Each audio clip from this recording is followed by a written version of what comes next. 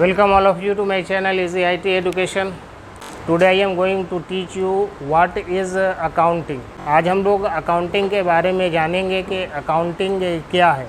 अब बहुत आसान आज के दौर में लगता है कि जब से कंप्यूटर हमारे पास में आया है और टैली जब से आ चुका है उसके बाद से अकाउंटिंग करना बहुत ही आसान हो गया है। मगर उसके पहले कुछ बेसिक कंसेप्ट होते हैं, उसके बारे में जानना ज़रूरी होता है। ऐसा नहीं कि आप टैली जानते हैं तो आपको अकाउंटेंट बोला जाएगा, ऐसी बात नहीं है। आपको एक टैली ऑपरेटर बोला जाएगा, न कि अकाउंटेंट बोला जाएगा, ठीक है। इसलिए खुद को अकाउंटेंट कहलाने के लिए बेसिक कंसेप्ट जो हमारे होते हैं उन सारी चीज़ों को जानना ज़रूरी होता है, समझना ज़रूरी होता है। तो यहाँ पे डेफिनेशन में आपको बताया गया कि accounting is an art of identifying. First of all यहाँ पर आप देखें कि एक वर्ड आया है आर्ट, जबकि अकाउंटिंग एक कॉमर्स का पार्ट है। अकाउंटिंग क्या है? ये एक कॉमर्स का पार्ट है। तो कॉमर्स का पार्ट होते हुए भी यहाँ पर इसे क्या कहा जा रहा है? आर्ट कहा जा रहा है। क्यों? रीज़न क्या है? तो इसके पीछे सबसे बड़ा यही रीज़न है कि जो आर्टिस्ट होता है वही कुछ ड्रॉ कर सकता है, चाहे वो सीनरीज़ हो, चाहे वो किसी ह्यूमन बीइंग का स्केच करना हो। जब आर्टिस्ट होगा वही कर पाएगा। हर किसी को अगर दे दिया जाएगा तो उसे स्केच करना बहुत ही मुश्किल है। क्या आप लोग सीनरीज स्केच कर लेंगे? है आप लोगों के पास कैपेबिलिटी? तो यही बात है। जबकि ये हमारा अकाउंटेंट जो है ये कॉमर्स का पार्ट है। कॉमर्स का पार्ट होते हुए भी इस डेफिनेशन में बताया जा रहा है कि accounting is an art of identifying. यानी अकाउंटिंग एक कला है। किस चीज़ का? आइडेंटिफाई करने का, मतलब किसी को चिन्हित करने का, पहचान करने का। जब वो हम पहचान कर लेते हैं, आइडेंटिफाई कर लेते हैं, तब नेक्स्ट स्टेप में हमारा आता है रिकॉर्डिंग करना। तब हम लोग रिकॉर्ड करने जाते हैं। रिकॉर्डिंग के बाद में आता है क्लासीफाई करना, फिर उसको हम लोग क्लासीफाई करते हैं। And summarising into a significant manner, फिर हम लोग उसको एक विस्तार पूर्वक रिपोर्ट प्रिपेयर करते हैं in the terms of money and transactions vice versa. किस चीज़ पे हम लोग समराइज करते हैं? जो हमारे पास में कैश होता है या जो असेट होता है और जो हमारे खर्च होते हैं, वो सबको ले करके हम लोग एक समराइज बनाते हैं, जिसके अंदर में प्रॉफिट एंड लॉस अकाउंट होता है और बैलेंस शीट होता है। अब हम आगे जब बढ़ते हैं तो जो वर्ड आया था आइडेंटिफाइंग, तो हमें क्या आइडेंटिफाई करना होता है? तो यहाँ पर जो हमें आइडेंटिफाई करना होता है उसे हम लोग बोलते हैं debit and credit. Debit and credit को हम लोगों को आइडेंटिफाई करना होता है, पहचानना होता है। रिकॉर्डिंग जब हम पहुँचते हैं तो रिकॉर्डिंग में हमें 2 टाइप्स का बुक प्रोवाइड किया जाता है। प्राइमरी बुक को हम लोग बोलते हैं जर्नल बुक के नेम से, और सेकेंडरी बुक जो हमारा होता है वो हमारा होता है लेजर बुक। तो जब हम रिकॉर्ड करने चलते हैं तो फर्स्ट ऑफ ऑल हमारे जितने भी ट्रांजैक्शन ऑकूर होते हैं, चूँकि जब कोई कंपनी एस्टैब्लिश हो रहता है या कोई ऑर्गेनाइजेशन एस्टैब्लिश रहता है, तो डे टू डे उनके यहाँ ट्रांजैक्शन ऑकूर होते रहते हैं। कभी पेन घट जाता है, तो कभी पेपर घट जाता है, तो कभी ब्रूम घट जाता है। इस तरीके से कुछ ना कुछ आइटम घटता रहता है। तो डेली बाय डेली ट्रांजैक्शन होते रहता है।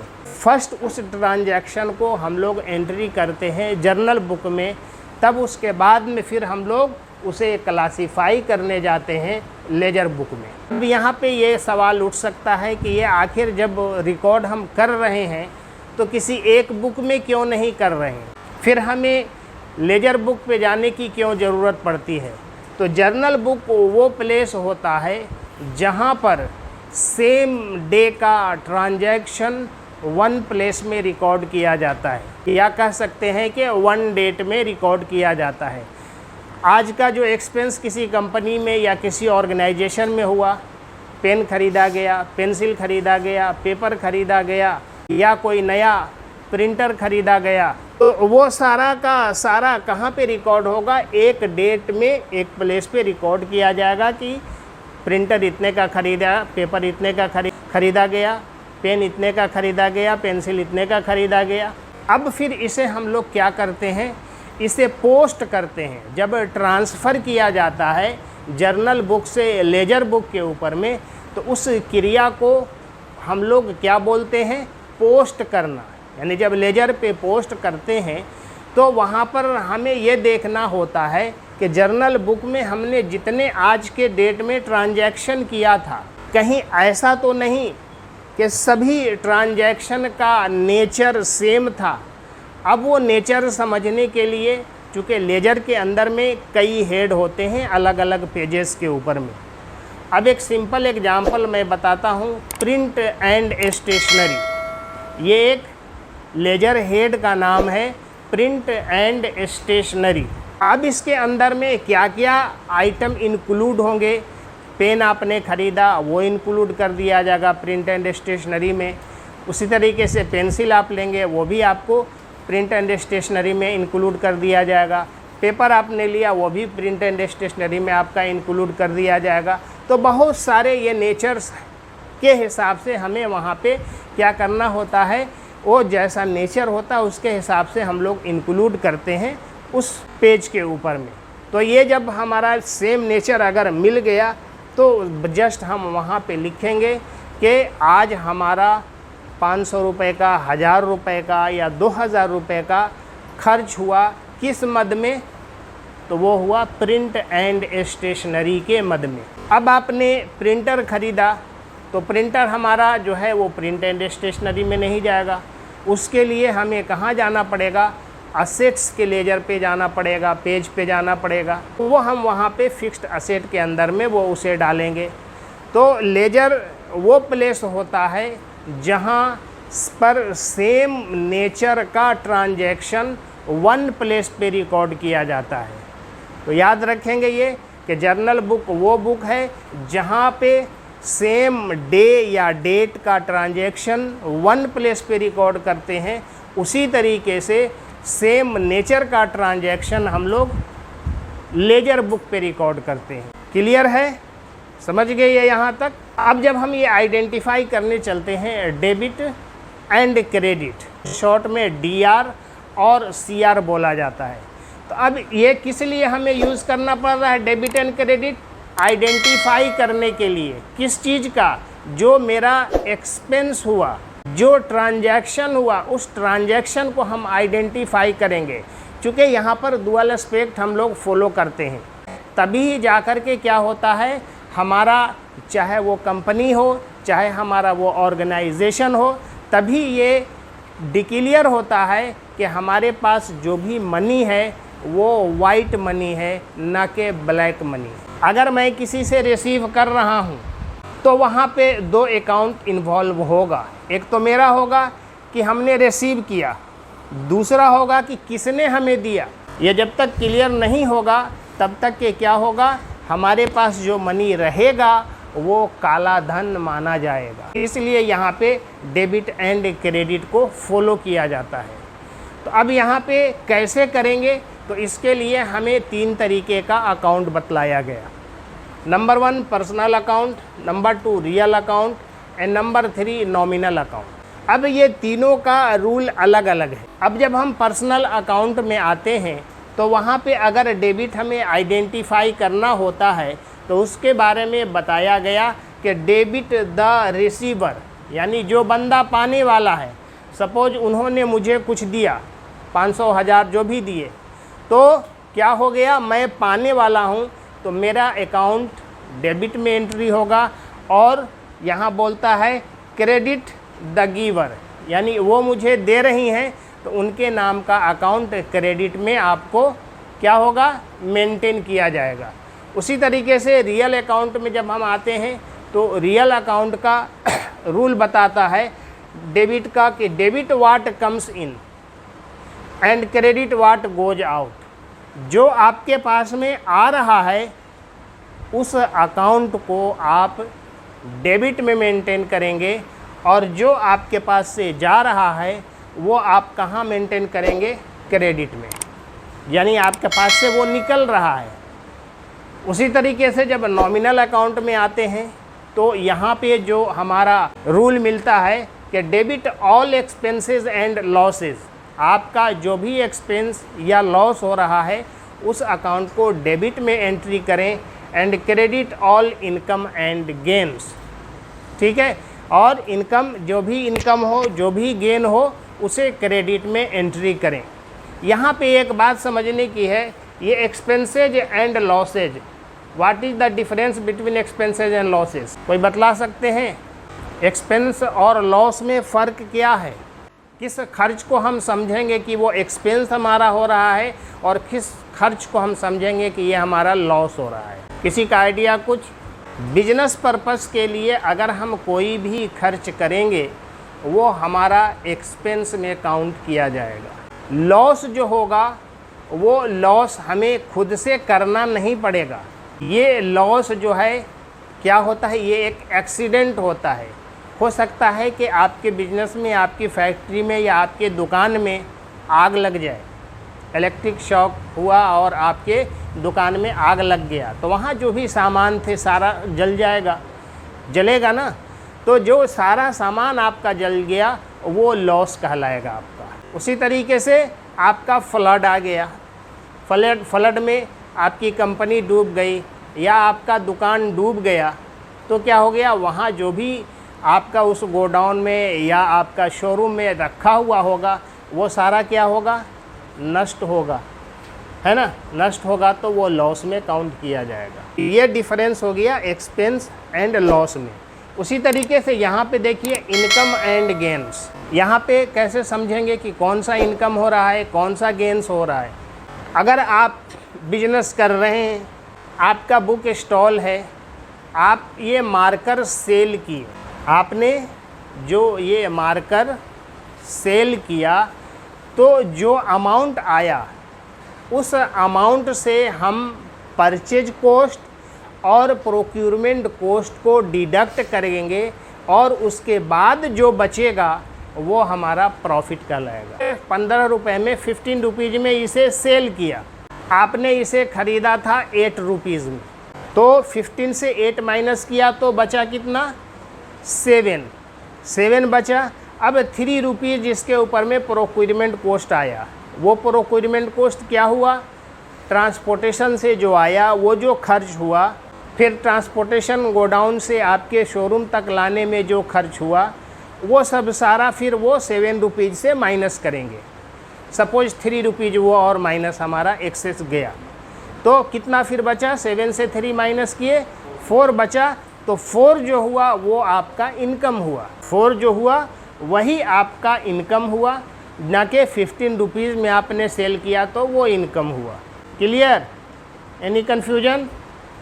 गेन्स क्या होता है, क्योंकि आप इसके लिए मार्कर को आपने सेल करने के लिए क्या किया, यानी ये बिजनेस के थ्रू जो एक्सेस आया वो हमारा प्रॉफिट कहलाएगा, और गेन्स वो कहलाएगा कि जिसके लिए हमें कुछ हाथ पैर नहीं चलाना पड़ा, और उससे जो हमारे पास में एक्सेस आया उसको हम लोग गेन में काउंट करेंगे। वो कैसे?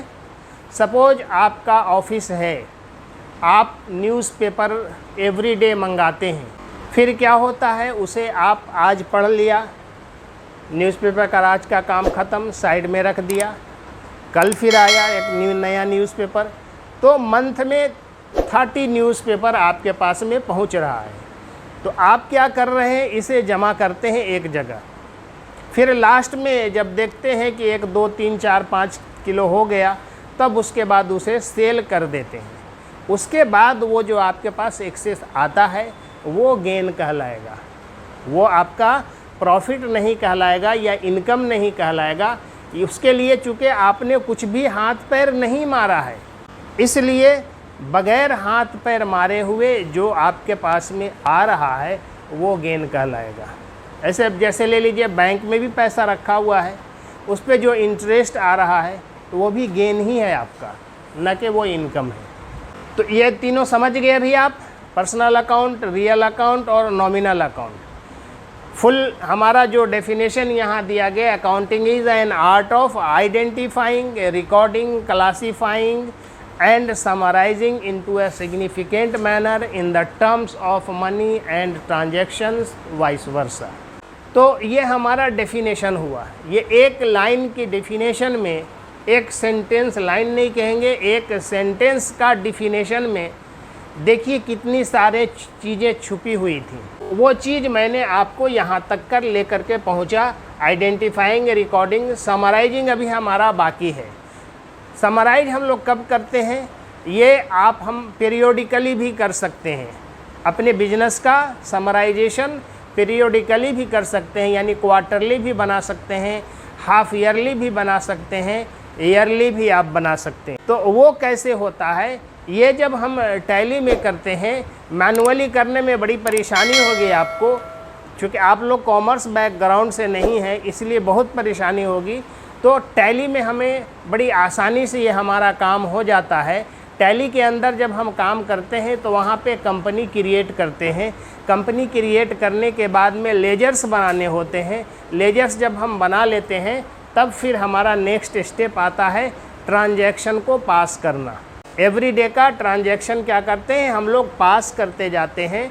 अब वो चाहे हमारा पेमेंट से रिलेटेड हो, चाहे रिसीट से रिलेटेड हो, चाहे जर्नल से रिलेटेड हो, चाहे आपको परचेज से रिलेटेड हो, चाहे सेल्स से रिलेटेड हो, वो सारा एंट्री हम लोग जैसे ही करते हैं तो टैली क्या करता है, वो ऑटोमेटिकली रिफ्लेक्ट करता है प्रॉफिट एंड लॉस अकाउंट पर और बैलेंस शीट के ऊपर में। प्रॉफिट एंड लॉस अकाउंट हमें ये बताता है कि हमने जो अभी तक बिजनेस को रन किया तो क्या हमें ये इजाज़त देता है, परमिशन देता है कि ये जो कदम यहाँ पे जमा हुआ है तो इस कदम को हम यहाँ से आगे बढ़ाएं या कि पीछे आएं।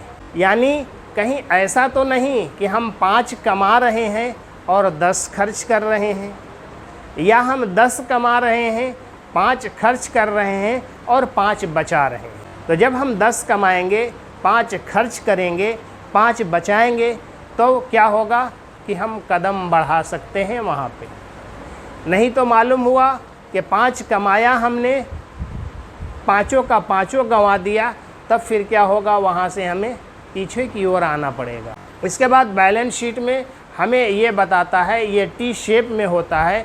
जो टी शेप होता है, लेफ़्ट साइड का पार्ट हमारा जो होता है वो लायबिलिटी उसको बोलते हैं, क्रेडिट नहीं, लायबिलिटीज़ का होता है। ये हमारा टी शेप हुआ, ये पार्ट जो हमारा हुआ ये हो गया हमारा लायबिलिटीज़, लायबिलिटी का पार्ट, और ये हो गया हमारा असेट्स का पार्ट। लायबिलिटी क्या होता है ये मालूम है?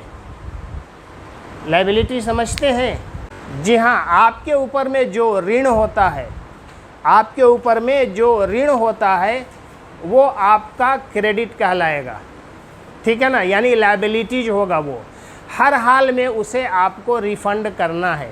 और असेट्स वो है कि लायबिलिटीज़ देने के बाद जो बच रहा है आपके पास में वो अपना है। अब लायबिलिटीज़ पार्ट में हमारा कैपिटल अकाउंट भी आता है। कैपिटल अकाउंट भी ये हमारा एक लायबिलिटी है। ऐसा नहीं है कि जब आप जन्म लिए हैं तो जन्मजात ही आप धन लेकर के आए हैं, ऐसी तो बात नहीं है ना। अगर आप बिजनेस भी करते हैं तो उसमें या तो आपके पिताजी देते हैं, या तो आपके भाई देते हैं, या नहीं तो आप किसी फिनेंशियल इंस्टीट्यूशन से कांटेक्ट करते हैं, या नहीं तो कहीं से लोन लेते हैं। इसलिए वो क्या होता है, हमारे ऊपर में लायबिलिटी होता है। अब उसी लायबिलिटी को हम लोग क्या करते हैं, जो कैपिटल हमारे पास होता है उसे अनाउंस करते हैं, वो कि ये हमारा कैश के रूप में है, या कि हमारा बैंक के रूप में है, या कि हमारा बिल्डिंग के रूप में है, ये सारे हमारे असेट्स कहलाएंगे। Clear? Okay, any problem, any confusion, any question? किसी का कोई क्यूरी है? सेटिस्फाइड है? समझ में आया? Okay, thanking you all for listening me patiently. Please like, share, comment and subscribe my channel.